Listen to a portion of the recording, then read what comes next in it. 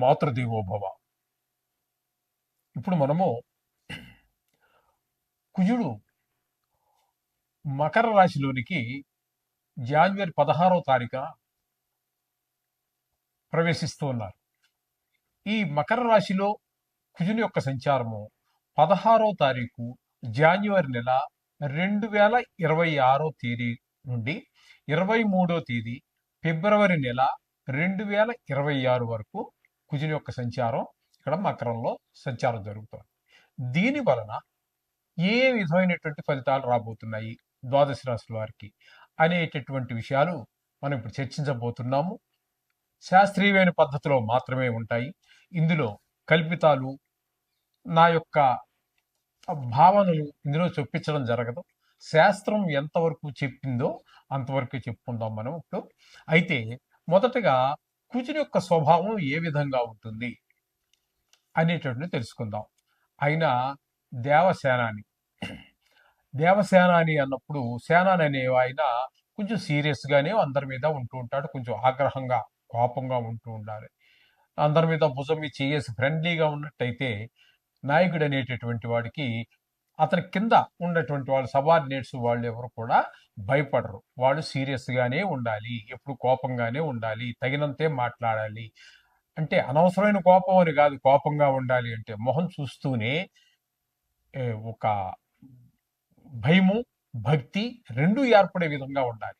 ఆ విధమైన లక్షణాలన్నీ కూడా మనకి ఇక్కడ కుజుల్లో కనిపిస్తూ ఉంటాయి. దేవసేనాని కాబట్టి, దుష్ట శిక్షణ చేయాలి కాబట్టి ఆయన కొంచెం కోపం ఉండాలి, అంతే. అది ఆ విధమైనటువంటి పరిస్థితి అంతా కూడా కుజుడితో ఉంటుంది. ఇంకా ఆయన అన్నదమ్ముల విషయాల గురించి కూడా చాలా శ్రద్ధ తీసుకుంటూ ఉంటారు. అంటే ఆయన అన్నదమ్ములని కాదు, ఆయన మన జాతకంలో ఎక్కడున్నారో దాన్ని బట్టి, మన జాతకంలో ఉన్న దాన్ని బట్టి ఆ మనిషికి అన్నదమ్ములతోటి సౌఖ్యంగా, అదే అన్నదమ్ములతో సఖ్యంగా ఉండడం జరుగుతుందా, విరోధంగా ఉండడం జరుగుతుందా అనేది తెలుసుకోవచ్చు. అలాగే భూమికి సంబంధించి, భూమిపుత్రుడు కాబట్టి ఆయన భూమిపుత్రుడు అంటారు కాబట్టి ఆయన అతనికి భూమి అనేటటువంటి ఐశ్వర్యాల్లో అది కూడా ఒకటి. ఆ భూమి, ఇల్లు ఇవన్నీ కూడా ఉంటాయా లేదా అనే విషయాలు కూడా దాని ద్వారా తెలుసుకోవచ్చు. అలాగే యుద్ధం, ఎవరితో మాట్లాడినా చిన్న మాట అవతల మనిషి తప్పుగా మాట్లాడినా వెంటనే కోపం వచ్చేస్తూ ఉంటుంది, యుద్ధానికి సిద్ధపడిపోతూ ఉంటాడు. మామూలు మనుషులతోటే కాదండి, నవగ్రహాల్లో కూడా వేరే, అంటే రవితోటి, గురువుతోటి, ఆయన మిత్రులైన గ్రహాలు అయినటువంటి చంద్రుడితోటి, ఈ గ్రహాలతో వదిలిపెడితే మిగతా వారితో కూడా గ్రహ యుద్ధం చేస్తూ ఉంటాడు. మామూలుగా మన జాతకంలో మనం బాగాలేదనుకోండి, మనం కూడా ఇంచుమించుగా అదే పరిస్థితి ఉంటూ ఉంటుంది అనమాట. ఈ లక్షణాలన్నీ కూడా ఈ కుజుడి యొక్క ప్రభావాన్ని బట్టి అవతల మనుషుల మీద కూడా ప్రభావం పడుతూ ఉంటుంది. ఈ విధంగా ఉంటుంది. అలాగే శస్త్రములు, ఎంతసేపు గాయాలు అవ్వటం, లేకపోతే గాయం చేయటం, ఇట్లాంటివన్నీ శస్త్రాలకి సంబంధించినటువంటి వాళ్ళు ఇవన్నీ కూడా ఉంటుంటాయి.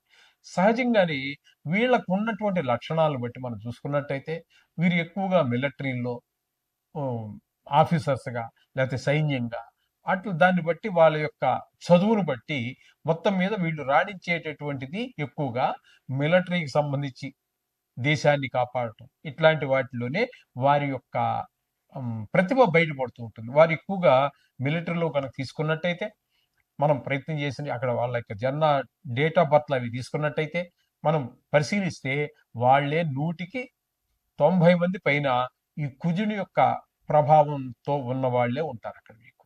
ఈ విధమైనటువంటి సత్తం కలిగినటువంటి వాడు ఈ కుజుడు. ఈ కుజుడు మన జాతకంలో చాలా విషయాల్లో, ప్రతి విషయం, సంతానం కలగటం విషయంలోను, పెళ్ళిళ్ళు అవ్వటం విషయంలోను, ఇట్లాంటి మన నిత్య జీవితం మీద, మానవుల యొక్క జీవిత విధానం మీద చాలా వాటిలో, ఉద్యోగం కూడా ఆయన కనుక దశమ స్థానంలో ఉన్నాడు అనుకోండి, చాలా మంచి ఉద్యోగం, చాలా పలుకుబడి కలిగి ఉండటము, భూములు, మంచి విపరీతమైనటువంటి ఆస్తులు కలిగి ఉండటం, ఇట్లాంటివన్నీ కూడా ఆయన మంచి మంచి ప్రదేశాల్లో ఉండడాన్ని బట్టి అనేక రకాలైనటువంటి ఫలితాలు ఇస్తూ వస్తూ ఉంటారు ఆయన. ఇది కుజుడు గురించి మనం సంక్షిప్తంగా చెప్పుకునేటటువంటిది. ఇప్పుడు మనం చెప్పుకుంటున్నది ఏంటంటే, ఇక్కడ ఆయన స్వభావం కరెక్టే, కానీ ఇక్కడ మనం చెప్పుకోబోయేది గోచార ఫలితాలు. ఆ గోచారంలో ఏ స్థానంలో ఉంటే ఏ ఫలితం అనేటటువంటిది ఇప్పుడు మనం తెలుసుకోబోతున్నాం. వృషభ రాశి వారికి కుజుని యొక్క సంచారము, అంటే మకర రాశిలో సంచారము 9వ స్థానం అవుతున్నది కాబట్టి ఇక్కడ 9వ స్థానంలో ఈ వృషభ రాశి వారికి ఈ కుజుడు ఇచ్చేటటువంటి ఫలితం ఏ విధంగా ఉంటుంది అంటే అశనాచ్ఛాదనస్న్యూనం శోషణం దేహ పీడనం స్థాననాశం విరోధంచ నవమస్తోధరాసుత అని చెప్పేసి మనకి శాస్త్రకారులు తెలియజేశారు. కాబట్టి ఇక్కడ వీరిచ్చే ఫలితం ఏంటంటే మన శ్లోకం చెప్పుకున్నాం, మీకు అర్థం కూడా చెప్పుకుందాము. కుజుడు 9వ స్థానంలో కనుక ఉన్నట్టయితే దారిద్ర్యం, అలాగే శరీరం శుష్కించిపోతూ ఉంటుంది. మీరు ఏమి తిన్నా శరీరానికి వంట పట్టదు. శరీరానికి వంట పట్టకపోతే ఏమవుతుంది? శుష్కించిపోతాం, అంటే సన్నగా అయిపోతాం, బక్కగా అయిపోతాం. అలాగే అనారోగ్యాలు, సమయానికి తినకపోతే ఒక రోజు 2 రోజులు తట్టుకుంటారు, ఆ తర్వాత ఏమవుతుంది అంటే అనారోగ్యాలు ప్రవేశిస్తాయి, శరీరం సృష్టించిపోవటం. అలాగే ఎవరితో మాట్లాడినా విరోధం, మీరు మంచిగా మాట్లాడినా సరే విరోధం వస్తూనే ఉంటుంది. మీరు తప్పుగా మాట్లాడి ఉండవచ్చు, లేదా వారు తప్పుగా అర్థం చేసుకుని ఉండవచ్చు. ఏదైతే మొత్తం మీద వారికి మీకు ఒక మధ్యన ఒక విరోధం ఏర్పడుతూ ఉంటుంది. ఈ విధ స్థాన చలనం, మీకు ఉన్న ఊరు నుంచి ట్రాన్స్ఫర్ అయ్యి ఇంకో దగ్గరికి వెళ్ళటమో, లేకపోతే 1 నెల రోజులు ఎక్కడో ఉండేవలసి రావటమో, ఈ ఏదో మొత్తం మీద చుట్టాలింటికి వెళ్ళి అక్కడ వాళ్ళ ఆరోగ్య పరిస్థితులు రీత్యానో ఏదో అక్కడ వ్యవహారం చక్కబెట్టడానికి ఒక 1 నెల రోజులు ఉండిపోవటమో, ఇట్లా ఈ పీరియడ్ అంతా కూడా ఈ కుజుడు మకరంలో ఈ 9వ స్థానంలో ఉన్న రోజులన్నీ కూడా మీరు తప్పకుండా స్థాన చలనం జరుగుతుంది. ఉన్న ఊరు నుంచి కదులుతారు. ఎక్కువ రోజులు ఈ ఈ ఈ నెల దగ్గరగా 37, 38 రోజులు అనుకున్నాం కదా, ఈ రోజులు మీరు అక్కడ గడిపేటటువంటి పరిస్థితి, వేరే ప్రదేశంలో మీ సొంత ఇంట్లో కాకుండా ఉండేటటువంటి పరిస్థితులు ఏర్పడుతూ ఉంటాయి.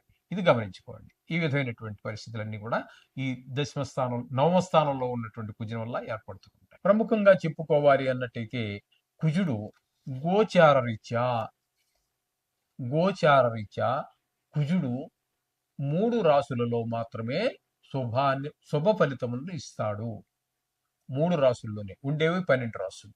ఈ 12 రాశుల్లో 3 రాశుల్లో మాత్రమే ఆయన మంచి ఫలితాలను ఇస్తారు. ఆయన ఎవరెవరికి అన్నట్టయితే మూడవ రాశిలో ఎవరికి ఉన్నారు ఇక్కడ మనం చెప్పుకోవాలంటే, మూడవ రాశిలో అంటే మనకి మూడవ రాశి అన్నట్టయితే వృశ్చిక రాశి వారికి 3వ స్థానం అవుతోంది. కాబట్టి వృశ్చిక రాశి వారికి చాలా మంచి చేస్తారు. అలాగే 11వ స్థానంలో కుజుడు ఉన్నట్టయితే, 11వ రాశి ఎవరికి వచ్చింది? మనం చెప్పుకున్న వాటిల్లో మీనరాశికి వచ్చింది. మీనరాశికి కుజుడు 11వ స్థానంలో సంచారం చేస్తున్నారు కాబట్టి మీనానికి, అలాగే వృశ్చికానికి, అలాగే మనకి ఇంకోటి సింహానికి అంటే 6వ స్థానంలో సంచారం చేస్తున్నాడు. 3, 6, 11 రాశులు అంటే వారికి మాత్రము కుజుడు పూర్తి శుభ ఫలితాలన్నీ కూడా అందజేస్తూ ఉన్నాడు. 3వ స్థానంలో ఉన్నప్పుడు మనం ఇందాక చెప్పుకున్నాము, మరొకసారి చెప్పుకునే ప్రయత్నం చేద్దాం. సోదరులు, ఇంట్లో మంచి మంచి సేవకులు, వీళ్ళందరూ మన సహాయ సహకారాలు అందించటం, మనం ఉద్యోగం చేసే దగ్గర, వ్యాపారం చేసే అందరూ మంచి సహాయ సహకారాలు అందిస్తూ ఉంటారు. ఆ విధంగా 3వ స్థానం వారికి, 6వ స్థానం వారికి మంచి అంటే ఆరోగ్యం బాగుంటుంది, అప్పు కావాలంటే పుడుతుంది, అప్పులు తీర్చేయగలుగుతాం. ఇట్లాంటి శుభ ఫలితాలన్నీ కూడా మనకి కలహాలు, మంచి పేరు, శత్రువులుగా ఉన్న వాళ్ళు కూడా మిత్రులుగా మాట్లాడాలంటే మంచి ఫలితాలు ఇస్తారు. అట్లాగే ఏకాదశ స్థానంలో ఉన్న వారికి ధన లాభాన్ని బాగా చేకూరుస్తారు. ఆయన ఏదైనా పని చేసినప్పుడు అందులో మీ నైపుణ్యం కూడా బయటపడుతుంది. ఈ విధమైనటువంటి 3 రాశులకి మాత్రమే మీకు మంచి ఫలితాలు ఇవ్వబోతున్నారు. అవి ఏంటంటే మరోసారి చెప్పుకుందాం. సింహరాశి వారికి, అలాగే వృశ్చిక రాశి వారికి, మీనరాశి వారికి 3 రాశులకు మాత్రమే. మిగతా వారన్నిటికీ కూడా ఈయన ఏ విధమైన శుభ ఫలితాలు ఇవ్వజాలరు. కాబట్టి వీరందరూ కూడా రోజు మనం 2-3 సంవత్సరాల నుంచి మనం చెప్పుకుంటూనే ఉన్నాము. కాబట్టి ఈ నవగ్రహ ప్రార్థన చేసుకోండి. ఇందులో గాయాలు అని కానీ దెబ్బలు తాకే అవకాశం ఎక్కువగా ఉన్నట్టయితే కూడా, ఎక్కడైతే మనం చెప్పుకున్నాం కదండి ఇప్పుడు, వాటి ఎవరు విన్నారు కదా మీరు, వారందరూ మాత్రం కవచాన్ని, కుజ కవచం అని వస్తుంది, మీరు గూగుల్లో వెతుక్కోవచ్చు. లేదా పుస్తకాల షాపుల్లో కూడా నవగ్రహాలకు సంబంధించినటువంటి పుస్తకాలు అమ్ముతారు కదా, వాటిలో కవచం అని అడగండి, వారు ఇస్తారు షాప్ వారు. అవి కవచం చదువుకోవడం ద్వారా, కవచం అంటే శరీరాన్ని మనకి గాయాల నుంచి, రోగాల నుంచి, కేవలం గాయాలే కాదండి, రోగాల నుంచి కూడా కాపాడుతూ ఉంటుంది.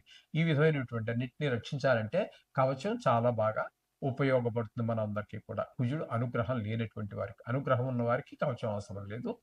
వారికి అవసరం వచ్చినప్పుడు అప్పుడు చదువుకోవచ్చు.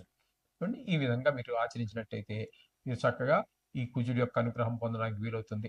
తద్వారా ఆయన యొక్క ఆ, చెడు ప్రభావం వల్ల కలిగేటటువంటి ఈ ఈ ఏవైతే మన దుష్ఫలితాలు ఉన్నాయో వాటి నుంచి మనం తప్పకుండా బయటపడే అవకాశం.